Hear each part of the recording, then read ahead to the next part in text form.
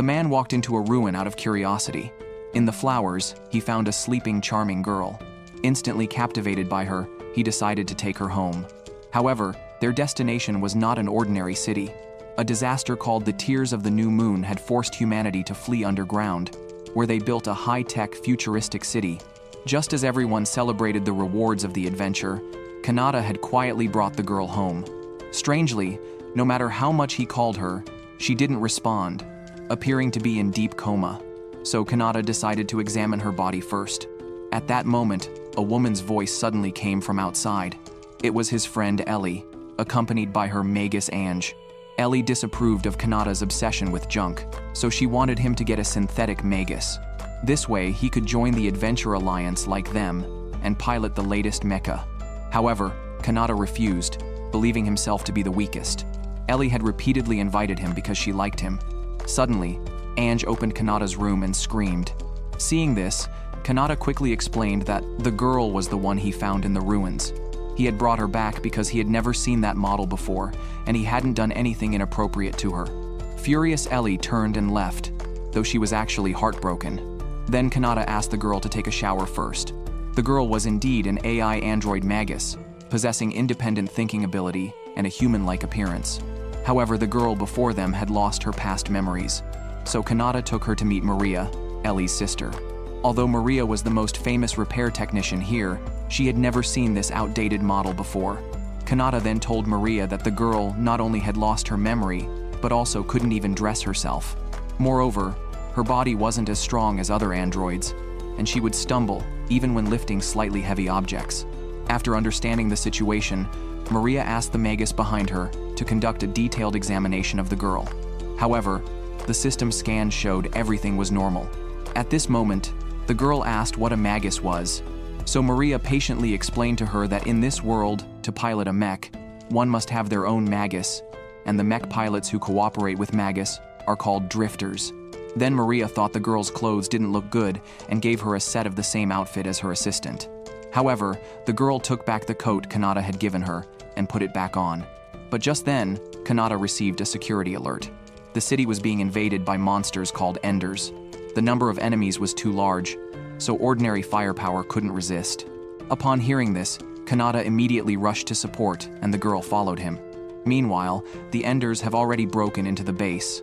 To prevent them from entering the residential area, the city's leader, Mam, led her team in desperate resistance. However, the Enders kept pouring into the base. Seeing the situation worsening, the Adventure Alliance immediately came to support.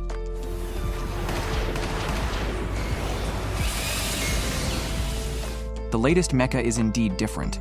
Michael wondered why the Meteorological Bureau failed to predict such a severe storm. His magus told him someone must have lured the Enders from afar. At that moment, Michael saw Tokyo equipment embedded in the Enders, but no sooner had he spoken than Tokyo stormed into the battlefield, destroying the evidence and pretending to know nothing. Just as the two were arguing, Ellie sent a distress call, but before she could finish, she was attacked. At the critical moment, an armored vehicle saved her. When she learned it was Kanata who rescued her, Ellie was overjoyed. But then she realized Kanata wasn't a drifter and urged him to flee, as he would only be in the way. However, Kanata couldn't stand by. He decided to pilot the mecha to help, but when he reached the mecha, he hesitated. It turned out Kanata had taken the Adventure Alliance's aptitude test 3 years ago and was told he had no talent. But during those low days, Tokyo had always been by his side, constantly encouraging him. Thinking of this, Kanata no longer hesitated. Even if he wasn't a drifter, he would join the battle. Meanwhile, the monster leader had broken through to the inner perimeter. Ellie's strength alone was no match for it. She was quickly overwhelmed by the Big Enders. Just as the Big Enders prepared to deliver the final blow, Kanata arrived at the battlefield in his mech. However, without a magus partner, he couldn't fully control the mech and was soon sent flying by the monster. Just when Kanata thought he was done, a girl appeared on the screen. She instructed Kanata to open the mech and allow her inside. The next second, the mech's back opened automatically, and the girl stepped right in. Meanwhile, the Big Enders charged at Kanata, but he swiftly dodged. The mech now was a world apart from before. The girl then switched the mech's mode, and in an instant, the cockpit transformed. She walked over to Kanata's side, And it was at this moment that Kanata realized this was the kind of image a drifter sees inside the mech.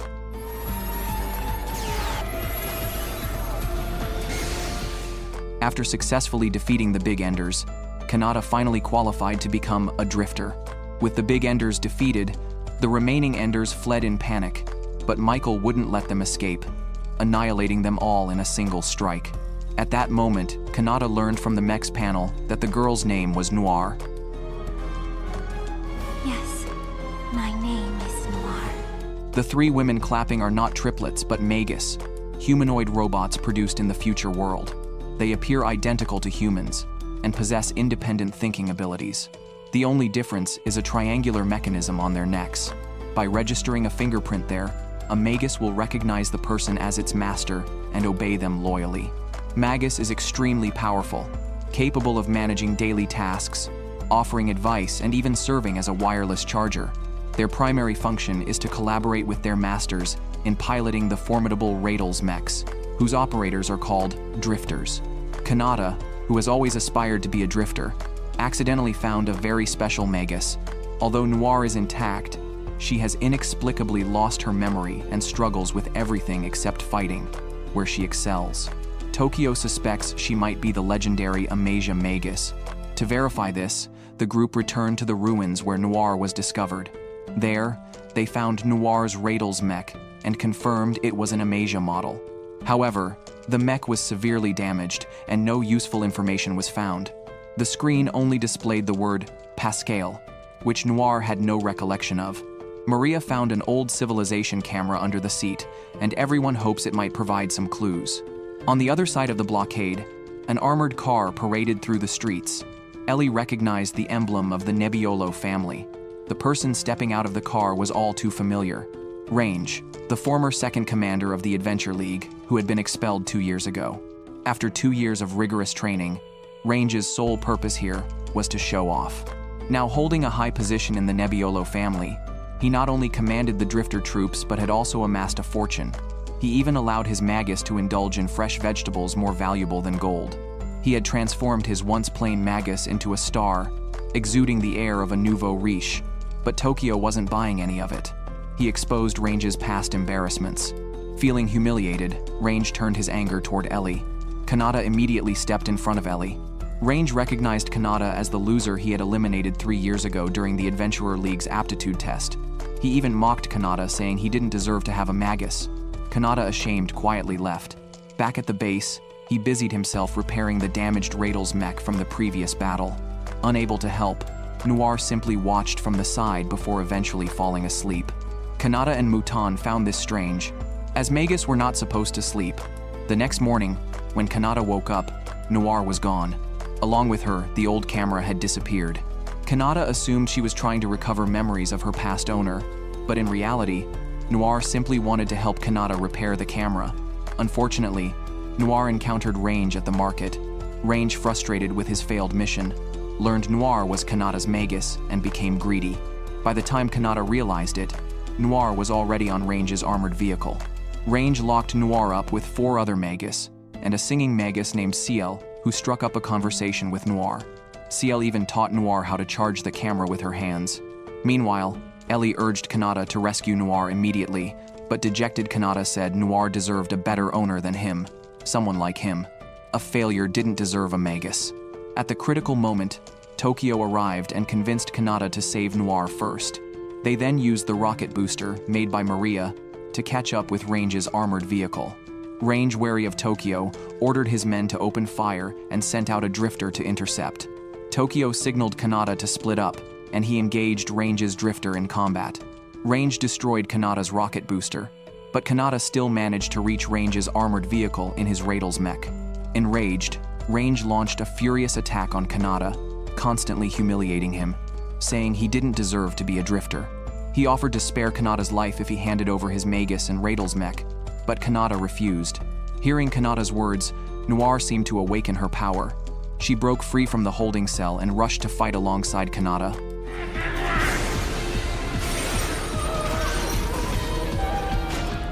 She leaped from the top of the vehicle toward Kanata and successfully docked with the Radels mech in midair. Before Kanata could catch his breath, Range launched another fierce attack. Kanata ordered Noir to help him defeat the enemy, but this time Noir hesitated, fearing she might damage the mech again. However, Kanata dismissed her concerns.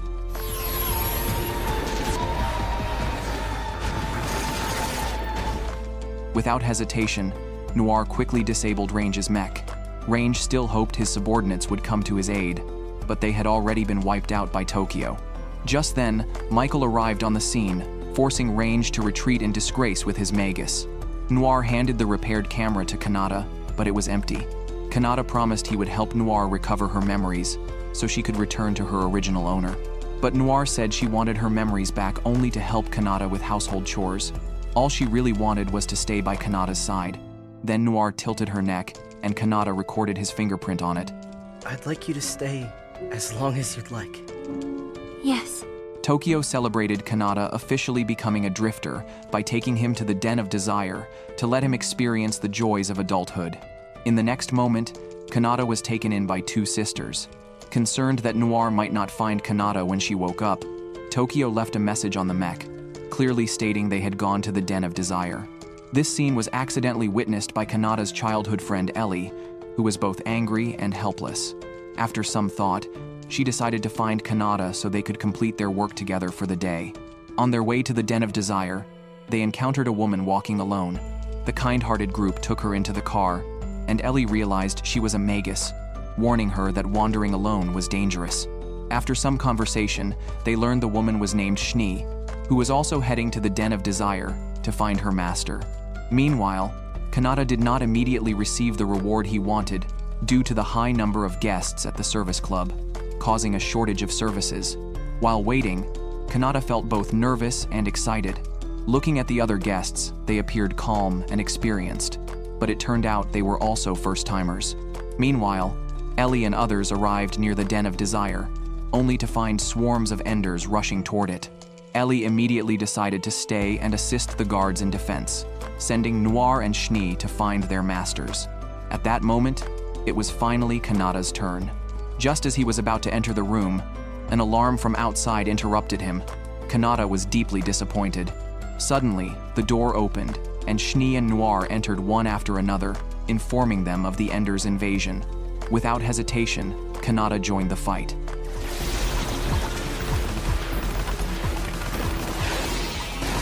Good. Then you and I can take care of the rest of these small fries. When Ellie was in danger, he appeared in time to save her. However, lacking combat experience, he could only trap the enemy without knowing how to deal with them effectively. Fortunately, Ellie stepped in to finish off the enemy.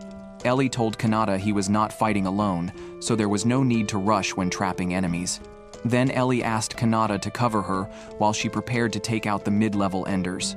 Even with Noir's assistance, Kanata could still feel his own weakness. He realized that if he wanted to fight on the front lines, he had to become stronger to be a suitable drifter for Noir.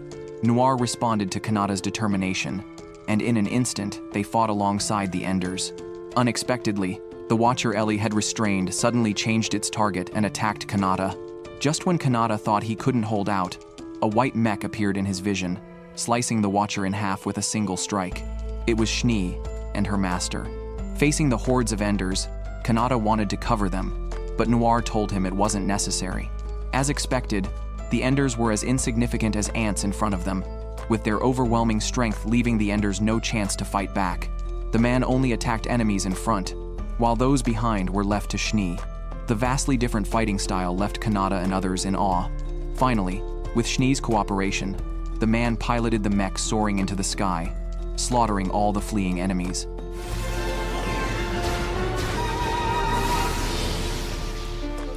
Although Kanata became a drifter, he was still a complete novice. To get stronger, Kanata asked Tokyo to take him for field training. They arrived in a canyon where low-level Enders occasionally passed by. Kanata told Noir not to control the mech, insisting he would take the lead to defeat the enemies. However, living up to his reputation as a novice, he failed to hit a single target despite multiple gunfire. Instead, the Enders split into two groups to encircle him. In that moment, Kanata panicked and was knocked to the ground by one of the Enders. Unwilling to accept defeat, he got up and attacked again. But even after his mech sustained severe damage, he still couldn't defeat a single one. Just as Tokyo was about to intervene, a black mech appeared in the sky out of nowhere.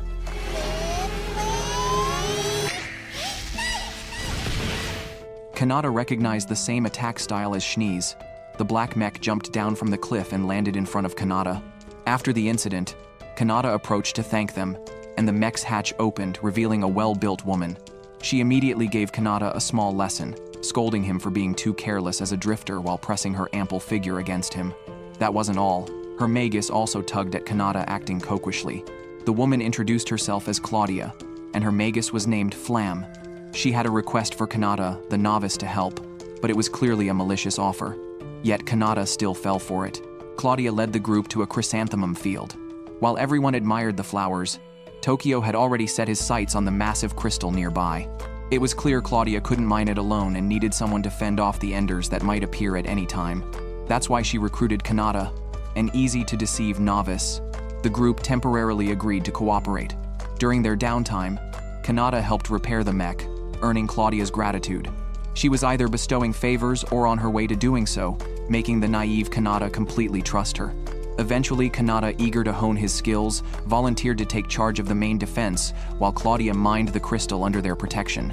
At night, Kanata spotted a mid-level enders approaching, but he didn't lose heart. He focused entirely on the battle. This time, he was well prepared. As the enders entered range, Kanata decisively detonated the pre-placed bombs. Falling rocks immobilized most of the enders, and Kanata chained up the stragglers, eliminating them one by one. However, 2 managed to escape. Kanata sensed trouble, but luckily, Tokyo intervened, using the enders as vehicles to destroy them. Looks like your follow-through needs work. It's close, but I think we can call that a passing grade. Afterward, Kanata went to check on Claudia's mining progress, only to find her gone. She had already taken the crystal and left. Next time you tell me more about that dream, okay? See you soon. Alright, guys. Though he didn't get any crystal, Kanata's primary goal was self-improvement, so he didn't feel at a loss. Instead, he reaped several unexpected benefits. This is the most foolish man I've ever seen. Just because of a stranger's lie, he ventured alone into the legendary desert maze. Without GPS signal, he got lost in the maze immediately after entering. Then he was ambushed by unknown Radels mechs. It was obvious he had fallen into a trap.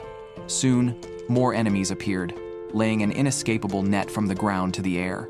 Kanata struggled to escape, but was eventually surrounded. The unknown mechs didn't speak to Kanata.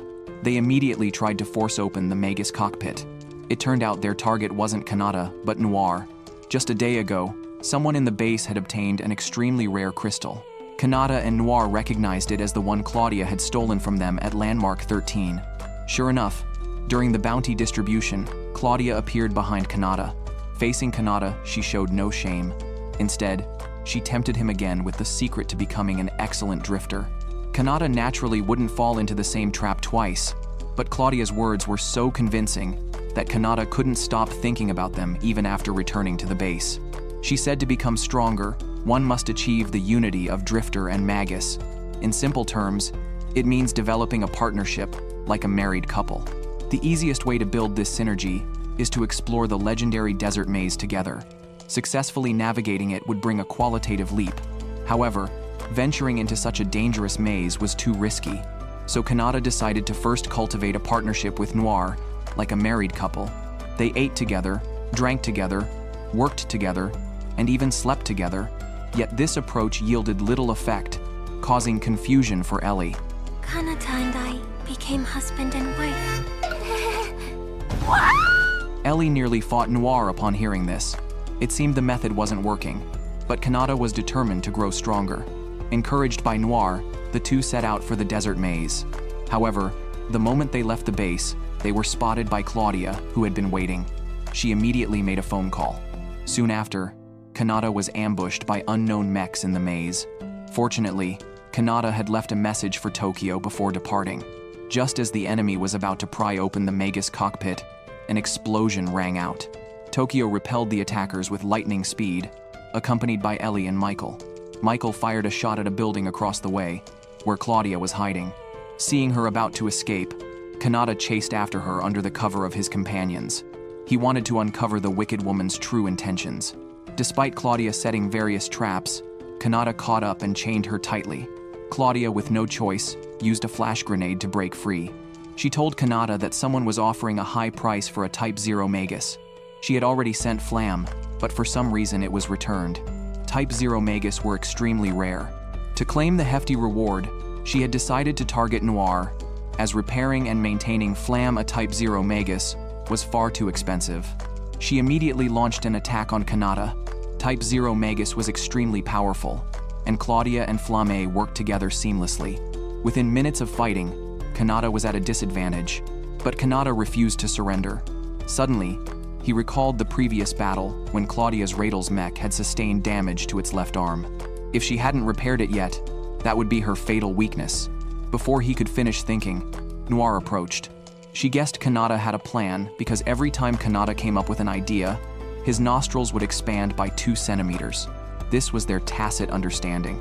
Kanata conveyed his idea of targeting the enemy mech's left arm to Noir, who immediately locked onto the target while Kanata maneuvered the mech to evade attacks.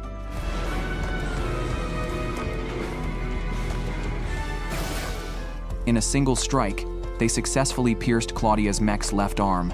Kanata and Noir emerged victorious, but instead of confronting Claudia, Kanata told her about an excellent mechanic who could repair Flamme at a very low price, so Claudia wouldn't have to resort to wrongdoing for money. Meanwhile, Tokyo and others repelled the enemy mechs, but they still didn't know who these people were. But you're not really going to trust that loser, are you? Got a feeling we'll be seeing you again. The man set up a bet. Whoever could survive the last in the mech arena would win the treasure in his hands.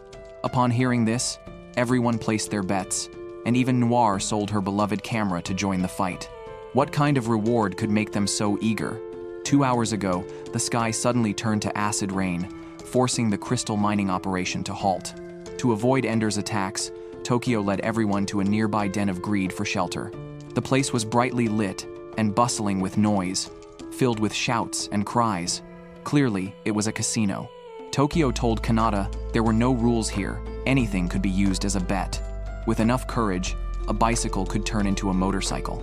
Then Tokyo exchanged the freshly mined AO crystals for 2 packs of chips, giving the smaller one to Kanata and keeping the larger one for himself. Kanata didn't mind as he had no interest in gambling. However, the moment he stepped into the hall, he was stunned by its grandeur. Just 2 minutes later, before Kanata could even grasp the situation, Tokyo had already lost everything but his underwear. Fortunately, his Magus Mouton intervened in time, saving Tokyo from the embarrassment of running naked. Deep in the hall, a melodious song echoed, drawing many people in. Noir recognized the voice and melody. Upon closer look, it was Ciel, the one who had repaired her camera. Ciel also recognized Noir, and the two exchanged greetings. Noir showed off the photos Kanata had taken of her, which made Ciel envious. After all, she was still a magus without a master.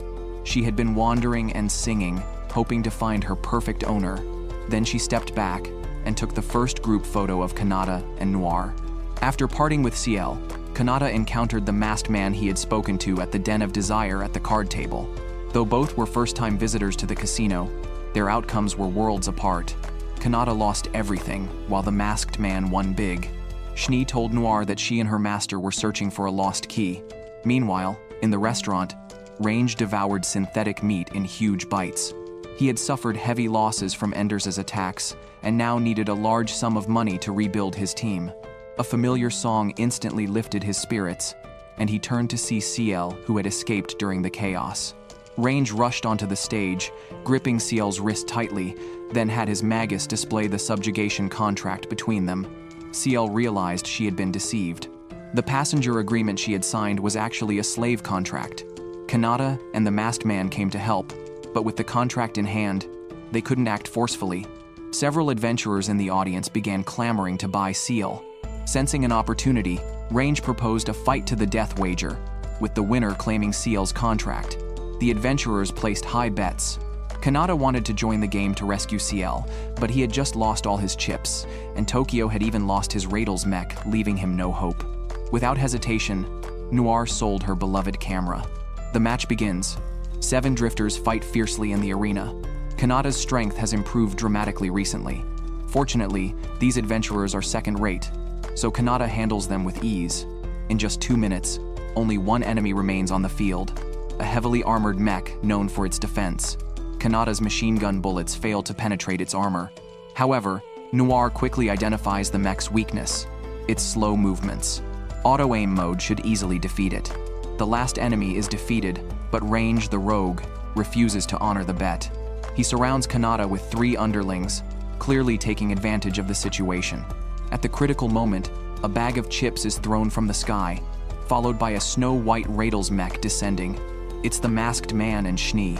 The masked man says he'll handle the 3 minions, while Kanata must settle his own score with Range. Facing the man who has helped him repeatedly, Kanata wants to know his name, but the masked man says it's not the time to reveal it. With ammunition exhausted, Kanata is forced into close combat with Range, which is exactly what Range wants. In less than 3 rounds, Kanata is overpowered and on the verge of losing. Just then, Schnee notices something is wrong. Noir seems to be awakening some power.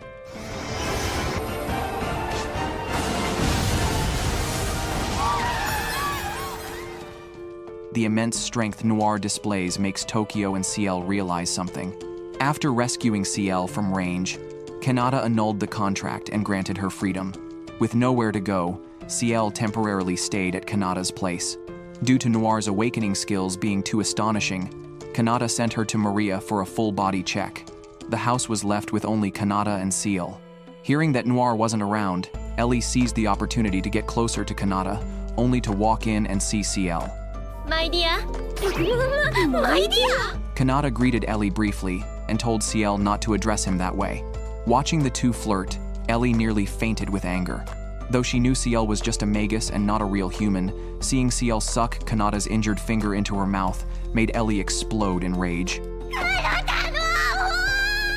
To repay Kanata for saving her life, CL took care of all his household chores. She not only cooked meals but also tenderly wiped Kanata's sweat and tidied his underwear. While Kanata worked, she even sang sweet songs for him. During casual conversation, Kanata told CL about finding Noir in the wild and said he would gladly let her go if she found her previous owner. After hearing this, CL developed a fondness for Kanata. She even invited him to bathe together, saying it would allow them to scrub each other's backs and save water. Seeing CL in a bathrobe made Kanata's face turn red. At night, he courteously offered the bed to her and chose to sleep in a hammock instead. CL didn't understand why Kanata did this, since Magus didn't need sleep. Kanata explained that Noir loved sleeping, so he thought CL would too. This touched CL deeply. Even though she and Noir were just robots, Kanata treated them like humans, which made her feel special. Kanata said he had always treated Magus this way because his mother was one. His father had also been a drifter, who was particularly passionate about exploring the world before the Tears of the New Moon disaster. Kanata grew up without a mother, so his father's Magus had always played that role. Under her meticulous care, Kanata grew up happily. Unfortunately, this didn't last long. In a battle against the Ender's boss, both his parents were taken from him, but Kanata didn't let this defeat him. He resolved to find the legendary city of Histoire to fulfill his father's dream. Kanata poured his heart out to CL, unaware that that very night, CL climbed to the top of the base and sent a report to the organization. The next day, CL was doing her usual chores, but Kanata noticed something was off about her because she wasn't singing today and had lost her previous enthusiasm. He felt his words might have unintentionally hurt CL, so he borrowed Tokyo's armored vehicle and took CL straight to a place outside the base. CL didn't know Kanata's intentions, but the organization had clearly given orders the day before. If Noir was the key, then Kanata, the current owner, was a potential threat to the organization. If he refused to give up Noir, he would be immediately eliminated. To protect this naive boy, CL decided to let Kanata take a short nap while she would take the opportunity to take Noir away. Just as CL was about to act, Kanata slammed on the brakes, disrupting her plan. They arrived at their destination, the ruins of an opera house. Kanata hoped CL would sing her heart out here to regain her previous joy. The song reminded Kanata of his parents, and CL was moved by Kanata, making her non-human heart beat again. Just as a song finished playing, acid rain began to fall from the sky. A group of Enders approached them. Noir was not present. Kanata asked CL to control the Radels mech with him to fight the Enders. Although it was their first time cooperating, the two worked together seamlessly. It was then that Kanata realized CL could also use skills.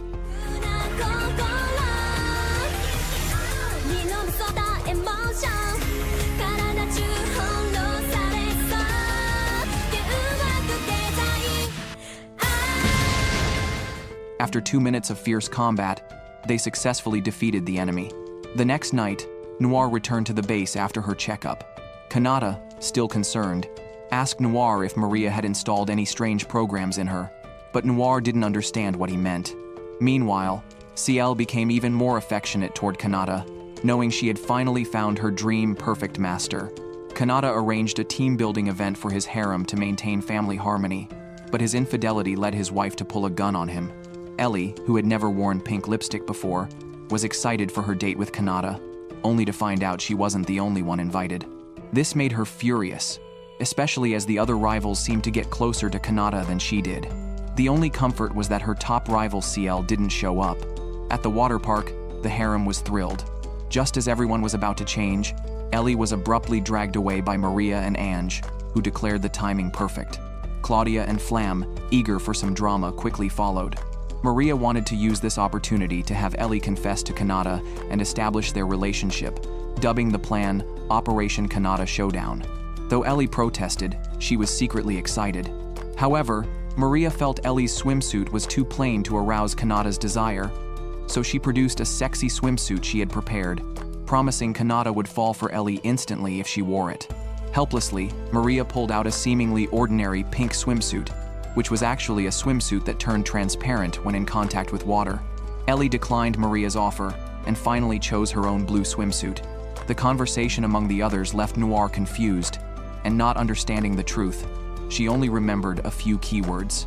She thought they were going to attack some target. Ellie walked softly in front of Kanata. Despite not choosing those sexy swimsuits, Kanata was still stunned, staring at Ellie with his eyes fixed and unable to look away. This ambiguous atmosphere made both of them feel awkward. Seeing this, the other girls quickly added fuel to the fire nearby. Kanata, extremely shy, made up an excuse and ran away, but he still stared at Ellie from a distance. It was only when he saw Noir, who could rival Ellie, that he finally looked away.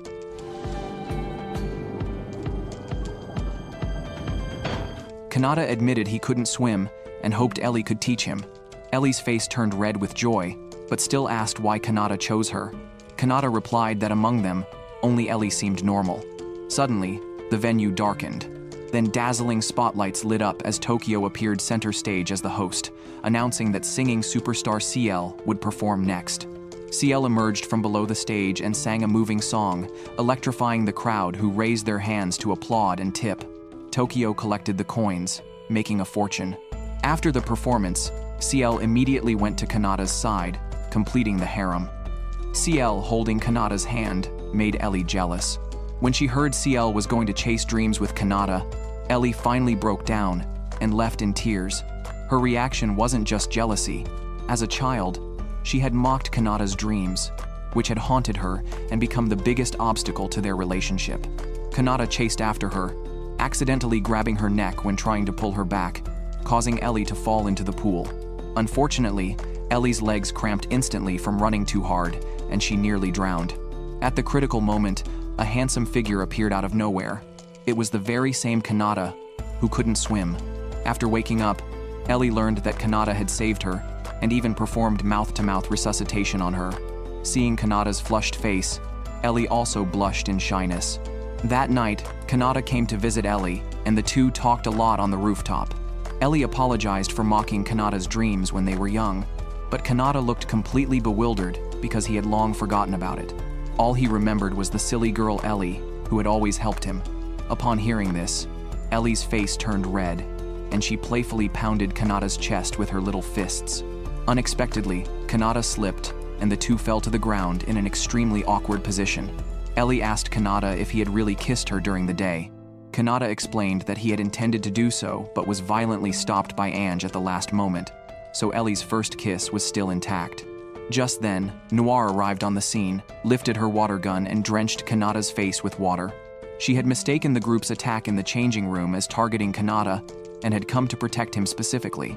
This is a banana protected by bulletproof glass, with security personnel monitoring it around the clock. After the Great Catastrophe, such fresh fruit has become extremely rare, and this single banana can even sell for 890,000. Meanwhile, behind Kanata, who was buying parts, stood a powerful man. Kanata only needed one glance to feel ashamed in his presence. After collecting his items, the man silently left. Kanata then tried to ask the shop owner who this man was. Upon investigation, it turned out to be the legendary drifter Alba. Rumors say he single-handedly caused a hellish extinction event, walks unprotected in acid rain, and can even forge magus skills. The magus beside him is custom-made to his preferences. Hearing this, Kanata saw hope, as he had long wanted to restore Noir's memory. He rushed over to ask for help, but Alba ignored his request outright, declaring he had no interest in talking to an insignificant nobody. Only then did Kanata realize he had been too hasty. The next day, the two went to the mall to shop but saw Alba's magus. Kanata immediately introduced himself, apologized for his rash actions the day before, and invited the magus girl to dinner. Actually, he wanted to ask her master for help in restoring Noir's memory, so he hoped his magus could act as a bridge. After a satisfying meal, Alba's magus agreed to take them to meet her master. To better understand the reason, Ada asked about everything related to Noir. However, Kanata said he found her in a garbage dump, lying asleep in the flowers. After all, such a beautiful sleeping beauty had to be taken away. Only later did they discover she had been asleep for 10,000 years, with no memory of her past. Then Ada took them to her master's house and treated them as hospitably as possible, preparing authentic coffee for the two. As night fell, Alba returned. Kanata immediately stood up to greet him but was ignored by Alba. However, Ada, who had accepted Kanata's bribe of a meal, helped smooth things over. She thought her master shouldn't be so aloof and should overcome his social anxiety to listen to Kanata's story.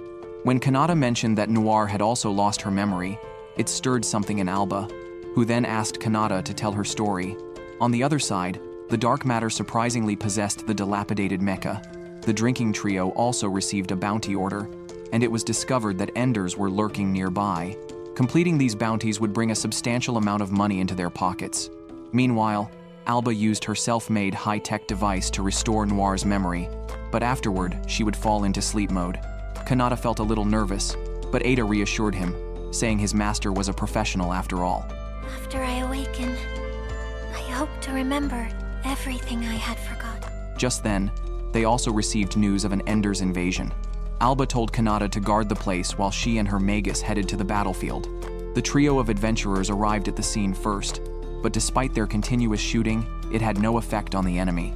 These parasitic dark matter could heal continuously, and these three mediocre adventurers were no match for them. When the monsters counterattacked, the dark matter instantly pierced the man's mecha. The next second, Alba arrived and coldly ordered everyone to step aside, believing that the weak were only in the way here. Although the duo was displeased, seeing Alba effortlessly defeat the Enders, they acknowledged that he had the right to be arrogant. The duo quickly retreated.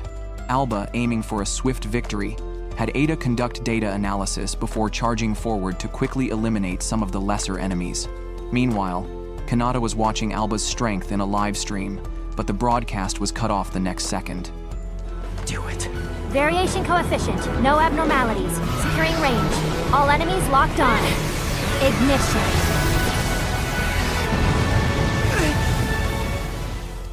The next day, Noir also woke up. The examination results showed no abnormalities. Unfortunately, her memory still had not recovered. At this point, Alba came to explain. He believed Noir's memory processor was overloaded, and her chip storage space was abnormally installed. It was possible that this was the issue, or that Noir was the original defective specimen, or even a sacrificed experimental subject. However, Alba thought the only problem was that she was more human-like and occasionally needed to sleep, with no other issues. I am still considered a dud. I should apologize for still being a hack. How should we respond when a purple storm appears in the sky? There's no need to respond at all, because this isn't a natural disaster. It's a swarm of parasitic enders arriving. They leave nothing alive in their wake. Meanwhile, everyone else is still laughing and chatting, unaware of the impending catastrophe. Suddenly, all receive Ma'am's urgent summoning order, and the capable adventurers rush to the scene. However, the crisis proves far more terrifying than imagined. Every marked town on the map has fallen, and even the energy crystals have been stolen. All this is caused by the parasitic Enders, with even suspicions of human involvement. Ma'am orders an investigation into the matter's origins. Watching so many towns fall, the next target is their own village.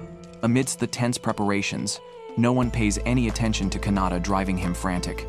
He immediately begs Mom for a position, only to be flatly refused by Tokyo behind him, who dismisses Kanata as weak and tells him to stay in town with the elderly and children. Kanata refuses to accept this, insisting he must go to the front lines to investigate. Tokyo, wanting what's best for him, still refuses, until Mom steps in and allows Kanata to go.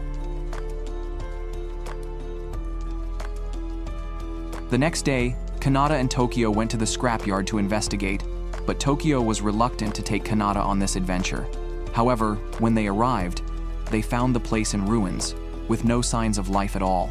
Kanata couldn't accept this reality and went deeper to see if everyone was hiding. Tokyo grabbed him, believing it would be dangerous to go in without knowing the situation. Frustrated, Kanata pushed Tokyo away and went to explore alone, so the two parted ways. Suddenly, Enders burst out of the ground. After Tokyo dealt with them, he realized Enders was a dilapidated mecha, with parasites inside giving it the ability to move. Meanwhile, Kanata had already gone deeper to investigate. Noir asked if he didn't like being around Tokyo, but Kanata explained that he respected Tokyo, but Tokyo always treated him like a child. To stand on his own, he had to break free from Tokyo's protection. However, just as he was moving forward, Kanata was ambushed by Enders. Seeing these monsters as the killers of everyone in the scrapyard, Kanata lost his temper. But his attacks did no damage, and Enders' mecha shot off Kanata's mecha leg, surrounding him from all sides.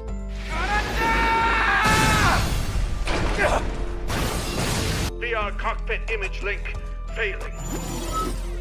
At the critical moment, the bad woman Claudia arrived. After all, she knew striking the enemy's weak point would be fatal. Seeing Tokyo severely injured, Flam used her healing skills to save him. Though Tokyo survived, his injuries remained serious. We're depending on you, Kanata. The final boss of the ideal state has also emerged. It's because Kanata tried to find the destination of Paradise Histoire, and those who knew about Paradise were all executed without exception. Even his wise companion Noir turned out to be a former important figure of Paradise. So masked men were arranged to assassinate Kanata, but their agent was actually Ciel, who was already familiar with Kanata. Although Ciel is a robot, she developed inexplicable feelings for Kanata in her heart. She strongly advised him not to fight against the Enders, as Kanata was not the type to be cowardly or retreating. Even Tokyo, who was injured for him, placed his hopes on him, so he would never accept stopping the fight. Hearing this, Ciel couldn't sit still anymore. She even betrayed the highest command to elope with Kanata. She thought her tenderness could make Kanata leave with her, but when persuasion failed, she made him realize that humans and robots think completely differently. The key's current master will now be eliminated. Immediately. Meanwhile, the Purple Storm saw two massive towers continuously spewing out Enders. At this moment, the adventurers guarding their homeland gathered, ready for a frenzied hunt. Just then, a sneaky adventurer was lurking on the sidelines, acting like a bystander. It turned out Range wanted to wait for them to wipe each other out before appearing to claim the glory. However, the Enders wouldn't let him have his way. The Enders appeared behind Range, forcing him into the battlefield. No one expected this coward to be the first to charge forward, but it successfully ignited everyone's fighting spirit.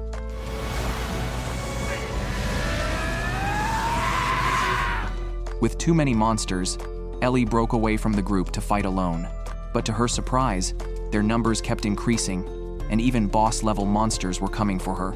At the critical moment, Kanata arrived. His fluid and sharp movements made Ellie realize Kanata was no longer the rookie he used to be. The two worked together to clear the battle, then quickly rushed to the center of the tower. It turned out Ciel hadn't tried to kill Kanata, as it was the order of her superior, the masked man, who wanted to see Kanata's potential. This also defied the command of the supreme leader of Heaven's people. By then, Kanata had reached the front lines, replacing a group of exhausted adventurers. To allow everyone to reach the top of the tower, Claudia ordered Flam to use his most powerful move to open a path for them.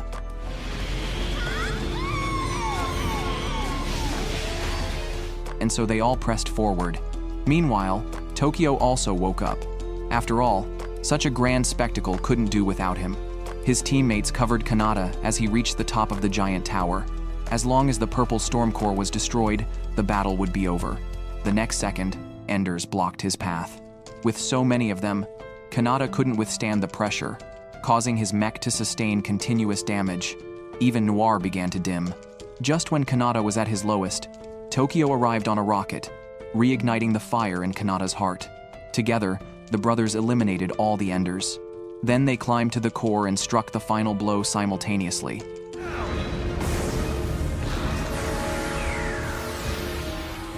Just when they thought the battle was over, the largest core formed between the two towers. There's another core? The boss entered Phase 2. The final battle had arrived. As time passed, the boss's defenses grew stronger. Tokyo asked Muton if he still had the strength to unleash his ultimate move, but unfortunately, his power was already spent on sustaining his previous injuries. So Kanata took up the cover role while Michael and Tokyo teamed up to destroy the new core, but they were no match for the boss. The physical strength and injuries of the group had not yet recovered. The disparity in strength in this battle was too vast. Now, they could only rely on Kanata. He stepped forward and slashed at the core with a single strike, but the core remained unharmed, and he even damaged the left arm of his mech. Just as the core was about to fire an energy cannon at him, Kanata shouted in despair. Noir watched this scene, sinking into deep self-reproach. She believed it was her own weakness that had put Kanata in such a dire situation. At that moment, she recalled the 3 Magus laws Maria had spoken of: the law of mutual loyalty, the law of accompanying neighbors, and the law of growing together. The most important thing to achieve these was to establish a deeper bond between the two. But Kanata had so many companions around him, and he was growing stronger every day. Did he really need such an incompetent Magus? She didn't deserve to call herself Kanata's Magus. Overwhelmed by negative emotions, she erupted in rage once more. Her power increased dramatically, and she once again displayed her Magus skills, instantly creating a shield to protect Kanata. However, the awakened Noir was vastly different from her former self, immediately mocking Kanata for being too weak. Kanata sensed something was wrong and asked her what had happened to the real Noir. It seemed Noir had a dual-like personality trait, with no memory shared between her white-haired and black-haired states, and the black-haired form was her past. 20 years ago, Noir had already experienced the Purple Storm, and the current offensive was nothing more than child's play to her. The core launched another attack, and Noir would now reveal her true power.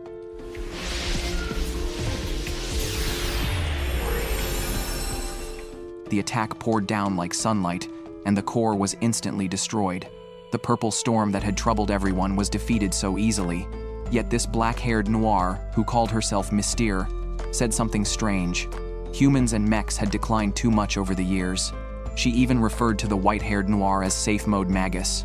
Mystere had been forcibly summoned by the white-haired Noir, and she didn't know where the white-haired Noir's personality had gone.